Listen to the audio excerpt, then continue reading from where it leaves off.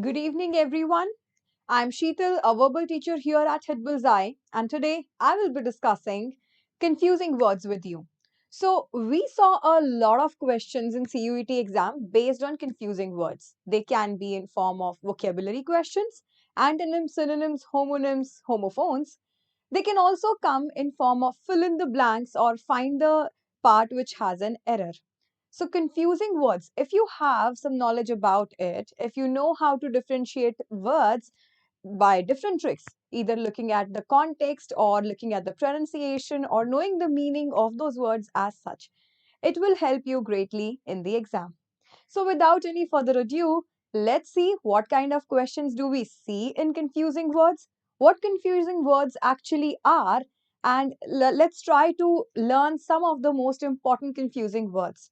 Though it is not possible, looking at the paucity of time, to include all the confusing words in one video, but we've tried to do some 8 to 9 confusing words to cover up these in this live. So stay tuned if you want to see many more such confusing words and types of question that can come in your CUET exam. So sit back and enjoy the video.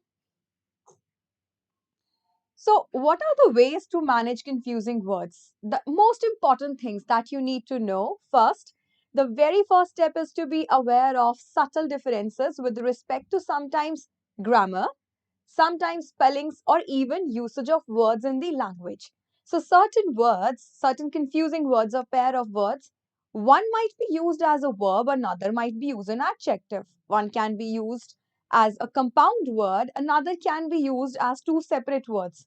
We will see it with some examples, and you'll get to know how, by knowing or having some knowledge of grammar or spelling or meaning, can help you deal with the confusing words. To inculcate this awareness, you should be an avid and a very careful reader. It is done through extensive reading. So, though we all do reading, if we just say reading, it's an activity part and we do it for fun's sake. But if you pay extra care or you are a little more careful looking at the words, looking at their usage, looking at the context and understanding how is it used in the sentence. Is it used as an adjective or as a verb?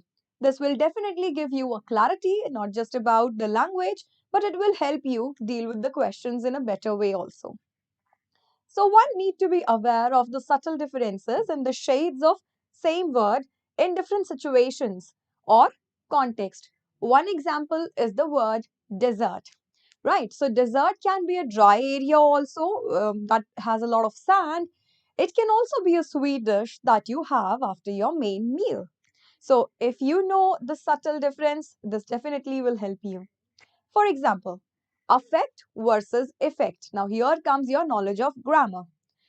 AFFECT, affect, is a verb meaning to produce an effect upon or as his course affected his mood.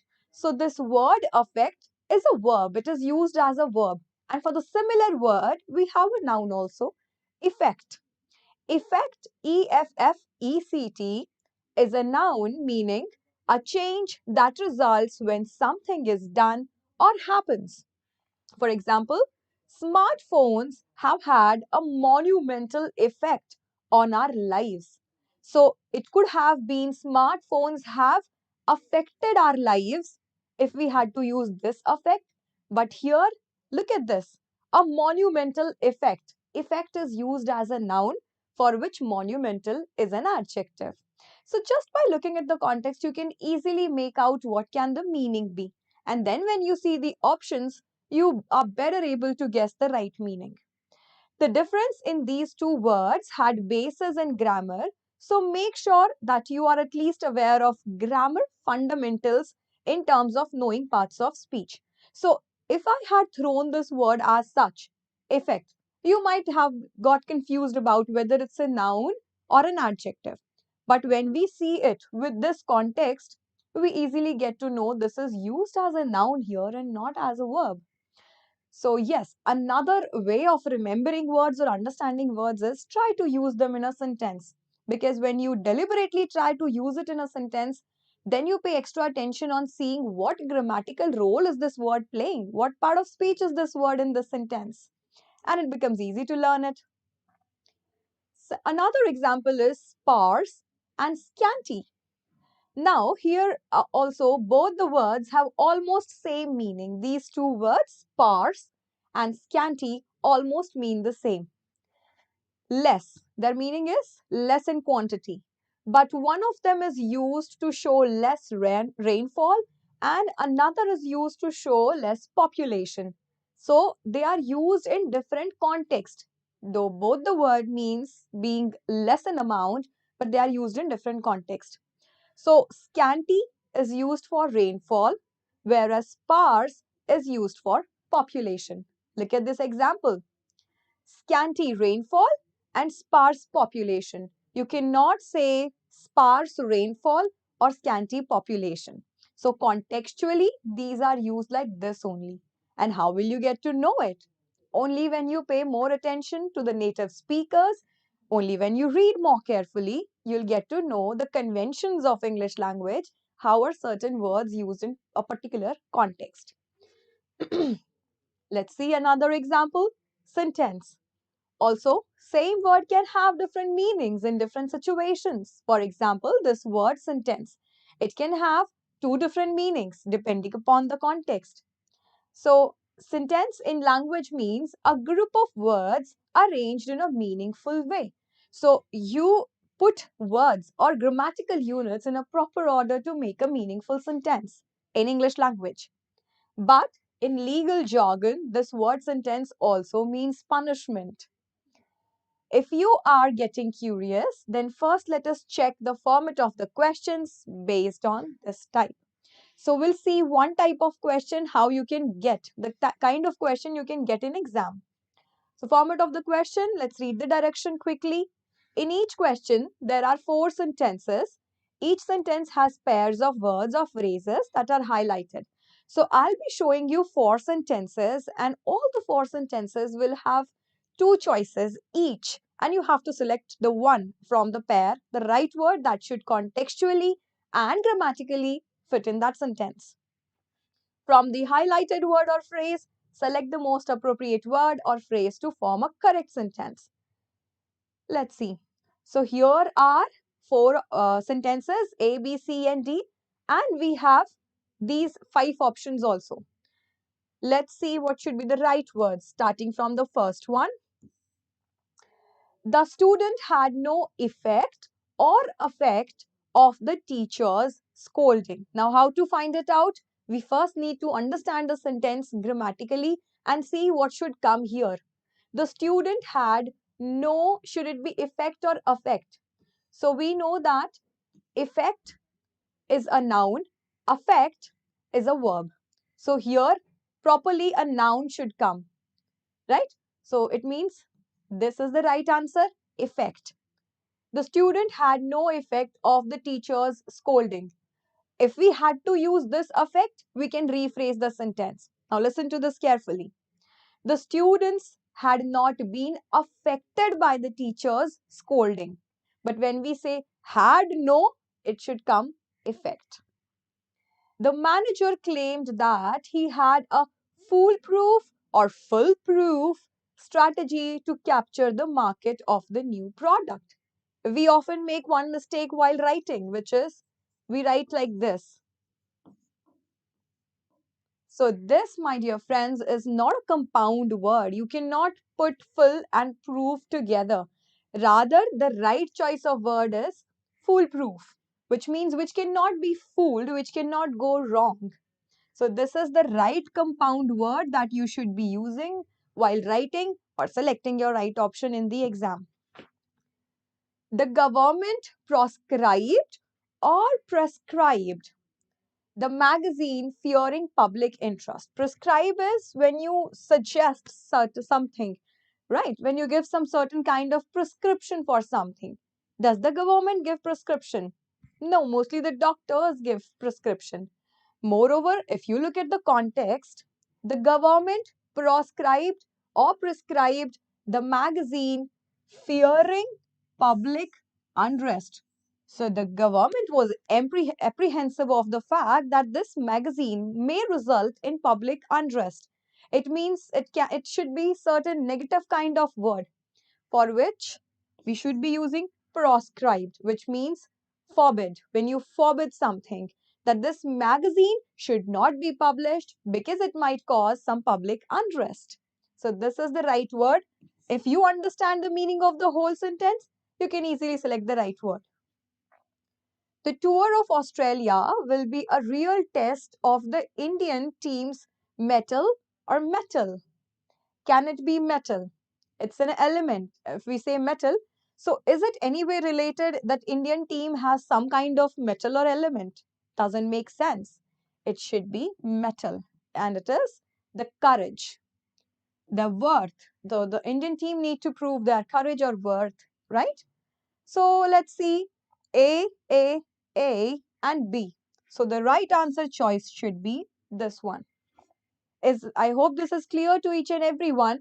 So I've done one question for you, and I hope you've got some idea from how what kind of questions can come. So let's see some must known or the some of the examples that all of you should know. Starting with the first one, ascetic, ascetic, and aesthetic. What is the difference between the three? Let's have a look. It's easy. See, acetic means containing, producing, or derived from acetic or acid or vinegar. So this word comes from chemistry. It is related to acid or something that is bitter or something that is that has a pungent smell, you can say metaphorically. So acetic is related to acid or acidic. Ascetic means a person who leads an austerely simple life, especially one who abstains from the normal pleasures of life or denies himself or herself material satisfaction. So, ascetic is someone who lives a life like a sage, a simple life without any pleasures. Usages, even though he was surrounded by luxuries, he lived a life often ascetic. Now, how to decide that this word should be coming here? By the word even though. Now, this is a contrast word. This shows that there will be a thought reversal in the sentence. So, the initial part says that this person was surrounded by luxuries. But this word even though tells us that something opposite should come after this. And the opposite is ascetic, a simple life, life of a simpleton. Aesthetic. Aesthetic means relating to pure beauty rather than to other consideration. When you talk about pure beauty of something, you say aesthetics. So when we see a painting or maybe we see the interior of a house, we say the aesthetics are really well here or something that has been thought a lot about, the aesthetics. Aesthetic beauty, you can remember it by aesthetic beauty. Bait and bait. So this bait means an allurement, enticement to keep their workers happy. They were thrown the bait of bonuses and extra holidays. Now this is a sentence example for it, starting from here. So it means something with which you allure someone or something. It is an allurement or an enticement. Look at the sentence. To keep their workers happy, they were thrown the bait of bonuses and extra holidays. So, this extra holidays and bonuses work like a bait for the people. It also means something edible, such as soft bread paste, worms, or pieces of meat fixed to the hook or in a trap to attract a fish.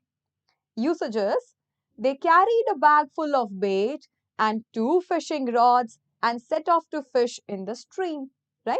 So at the end of the hook, you always attach a bait to attract the fish. BATE bait means to diminish or subside or abate. Let's see an example of this also. As soon as his anger began to bate, he saw the reasoning behind her argument. Only when the anger started diminishing was he able to see the reasoning behind her argument. I hope this BAIT bait and BATE bait is clear. Let's now see contemptible and contemptuous. Now, there is a slight difference between the two. Both the words are related to contempt. When you show disagreement with something that is not acceptable, something you dislike, or something that loathes you, right? So contemptible, let's see the difference. Contemptible means deserving of or held in contempt, something that is despicable. Look at the choice of word, deserving or held in contempt. So we call things contemptible when actually the things actually deserve some kind of contempt or loathe from our side or disliking from our side. But contemptuous means showing or expressing contempt or disdain or scornful or disrespectful. But when we are contemptuous, the thing or the person towards whom we are contemptuous may or may not deserve it, but then still we show the contempt towards it. This is the basic difference between the two. Contemptible is something that deserves contempt. Contemptuous means showing contempt or disdain or being scornful. So, usage of this contemptible is the contemptible fraud went on for years. So, with fraud, you can definitely say it deserves contempt from our side. Example of contemptuous. Contemptuous is an adjective. How much ever he smiled, he could not keep the contemptuousness he felt for them out of his voice. So look at this now. Is there anywhere in this sentence, are we being told anywhere in this sentence that the person or the people actually deserve the contempt? No. We are simply told that no matter how much he smiled, he could not keep the contemptuousness that he felt for those people. Right? This is the basic difference between contemptible and contemptuous. Let's see the difference between diseased and deceased. So deceased means no longer living or something that is already dead. Example, it is not proper to speak ill of the deceased. So this is disease and this is disease. So there is slight difference between the pronunciation also. This is deceased, this is diseased. Diseased means having or affected with disease. Example, she had indomitable courage in spite of being diseased. So she was having some kind of disease. So if you write disease in place of disease, it's gonna be a blunder. The person only has some kind of illness, and when you are using disease, you mean that the person doesn't exist anymore. So that can be a blunder. It's very important you know the slight difference between the two, or rather a major difference between the two, right? Let's have a look at these words. Illicit, illicit, and licit. Let's see the difference between them. Illicit means to draw or bring out or forth, educe or evoke. Example usage. Despite her best effort, she has been unable to elicit any aid for the animal shelter, to evoke or to bring or to draw any kind of help for the animal, right? Illicit. Illicit means not legally permitted or authorized, unlicensed or unlawful. And its opposite is licit. So these two words are easy to learn. Licit is something that is lawful. Illicit is something that is unlawful. Example, in the 18th century, land grants and illicit trade led to serious disturbances. Licit means legal, lawful, legitimate, permissible. Example is, the video footage was licit and clear. Let's now move on to the next slide. And now we have these two wonderful words which you should absolutely know about because we come across these words in our day-to-day life. Facilitate and felicitate. So facilitate means make easier. When you act as a catalyst for something or some process to take place even faster, you are facilitating the action or the process. Example, The teacher facilitated the work of the students by providing extra notes, right? So the teacher helped the students, she or he helped them to do the work even faster by providing them the extra notes. Felicitate means express congratulations. So it's a positive word. Felicitate means congratulating someone. Usage example: the newly wedded couple received felicitation from all their friends and family. So maybe next time you can also improve and impress other person by using this word felicitate instead of using congratulate. So unless until you use these words in your own language, how will you remember them? Gallon, gallon, and galloon. So, galleon is a large sailing ship having 3 or more masts. Example: they were ordered to board the fifth galleon on the right side of the dock. So, it's a kind of ship, you can say, galleon. Gallon, on the other hand, is a unit or capacity equal to 231 cubic inches. So, you measure water in gallons mostly. So, usage example is: to make orange juice, add 3 pounds of sugar to every gallon of juice. Moving on to the next word, galloon means a braid or a trimming of worsted silk or rayon, tinsel, gold, or silk. It's a kind of braid, or you can say some kind of a thread of a fabric. Gallon. Usages: the galloon was executed in a lighter tone than the fabric. It's also, you can say, it's a kind of fabric or a braid made with the help of the fabric. So this is the basic difference between the three. Let's see hanger and hanger. A very common difference again, which we always come across, these two words. Hanger means any relatively wide structure used for housing airplanes or airships. You can say where airplanes and airships are parked, or where they rest, that place is known as hangar. Usages: the hangar was large enough to house at least 6 planes. This hangar is something we all have at our house. Means a contrivance on which things are hung. It's like a hook. Usage example: she neatly arranged her dresses on the hanger. I hope you did enjoy these certain pairs and groups of words which are quite similar, but then they have such differences among them. And we all are aware, very much aware, that we do make such blunders by confusing these words and using them interchangeably. So it's important that you not just watch this video, but the previous one also, where I talked about spellings, where I discussed homonyms and homophones with you. It will help you and it will give you some extra knowledge about how to deal with this confusion among the words. If you like the video, do not forget to like, share, and subscribe it. And stay tuned to our channel for more such awesome content. Thank you. Keep smiling, keep shining, and keep